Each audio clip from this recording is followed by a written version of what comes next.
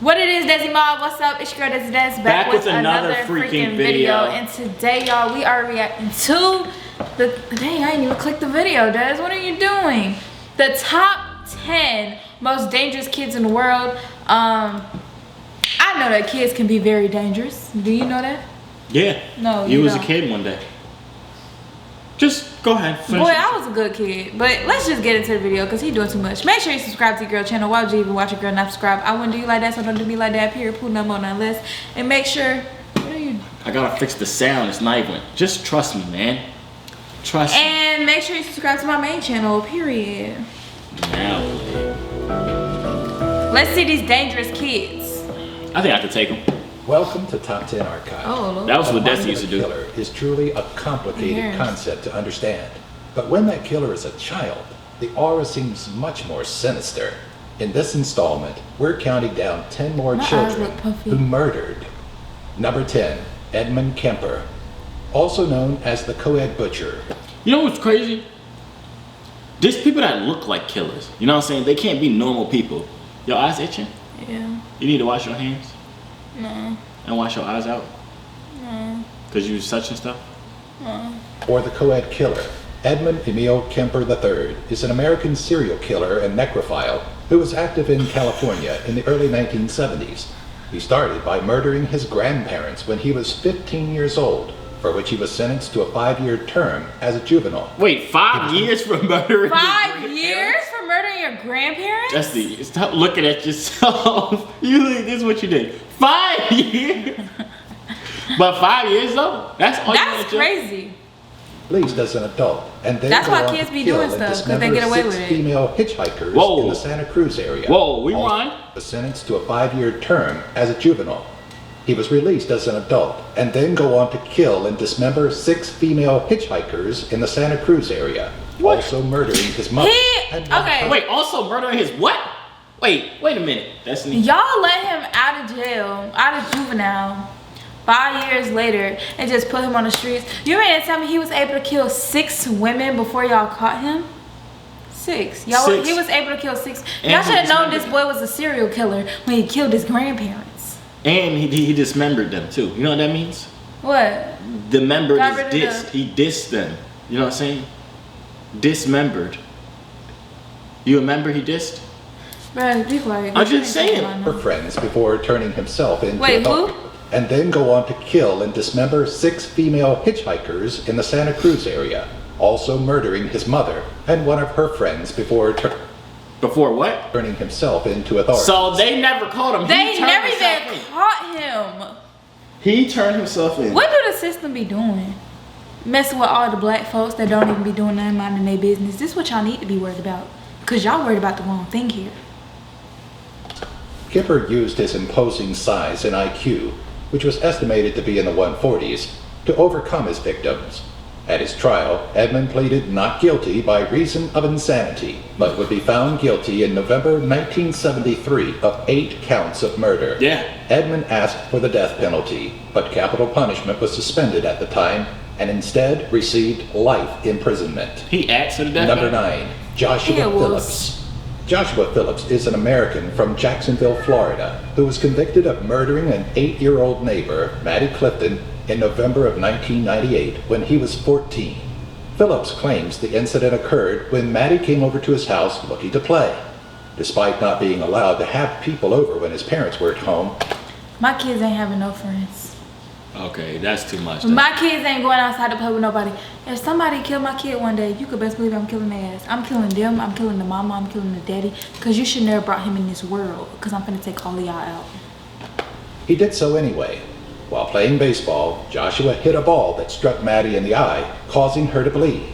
Fearing his father's temper and knowing he would be home soon, he panicked, dragged Maddie to his room, and proceeded to strangle her with a phone cord, followed by hitting her with a baseball bat. How would that work? 11 times. Joshua was charged with first-degree murder and sentenced to life in prison without the chance of parole. Since he was under the age of 16, he was not eligible for the death penalty under Florida's law at the time, and is currently still appealing his case. Number 8, Michael Hernandez. Southwood Middle School in Palmetto Bay, Florida, gave headlines on February 3rd, 2004, when 8th grader Jaime Rodrigo Go, 14, was stabbed 42 times in a second-floor bathroom by classmate Michael Hernandez, also 14. Hernandez was diagnosed by defense mental health experts and concluded he suffered from paranoid schizophrenia and possible delusions. Hernandez described him. Bro, my sister was in college. Her roommate had these pill bottles, right?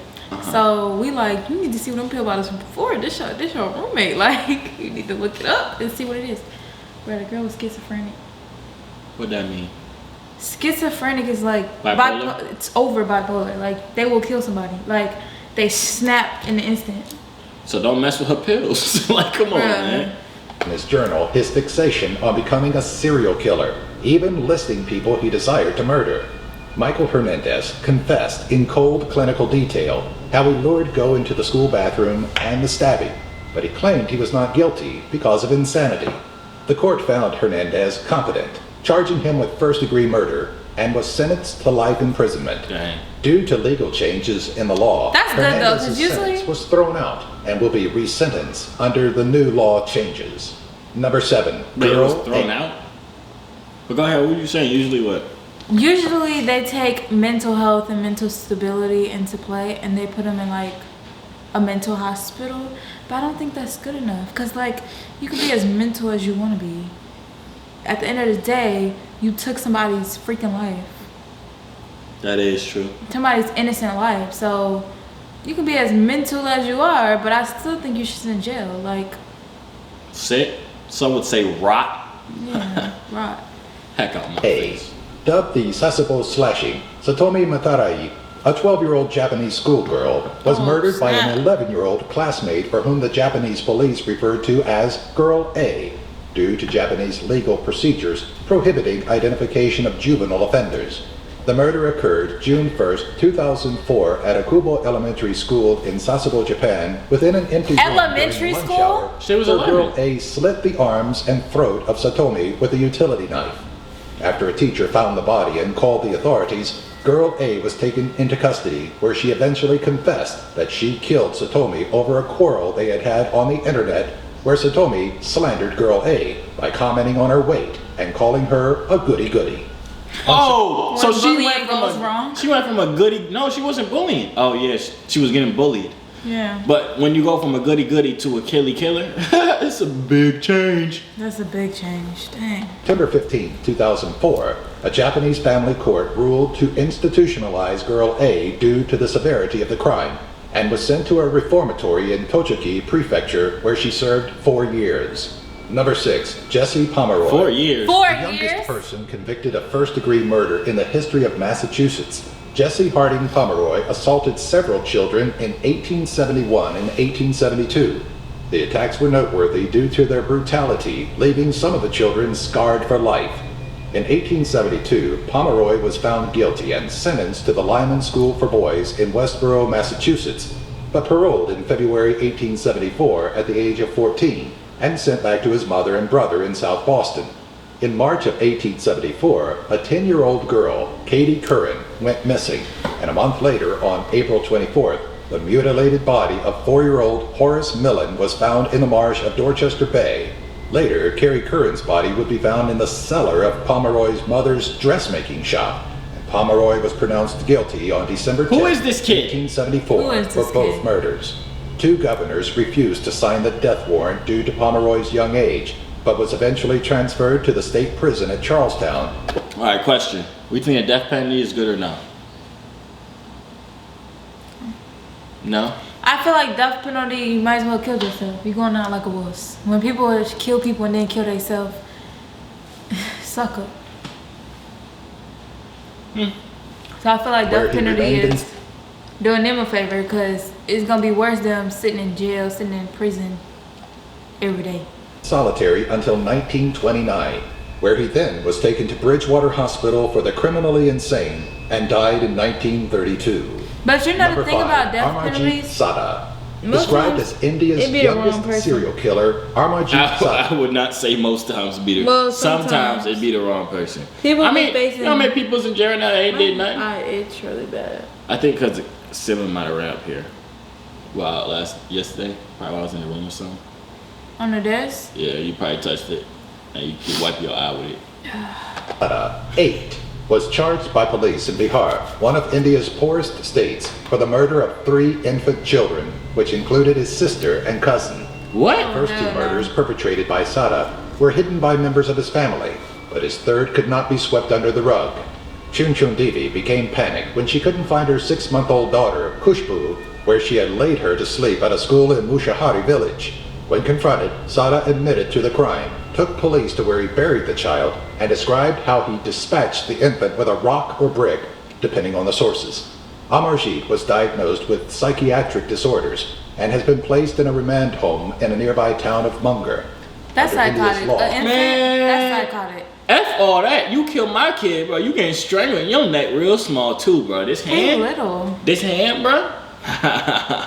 Easy killer. You know what I'm saying? That's so sad. This is sad. Very. Cannot be sentenced to death or sent to prison, but he can be detained at a children's home until he reaches the age of 18. Number 4, John Venables and Robert Thompson.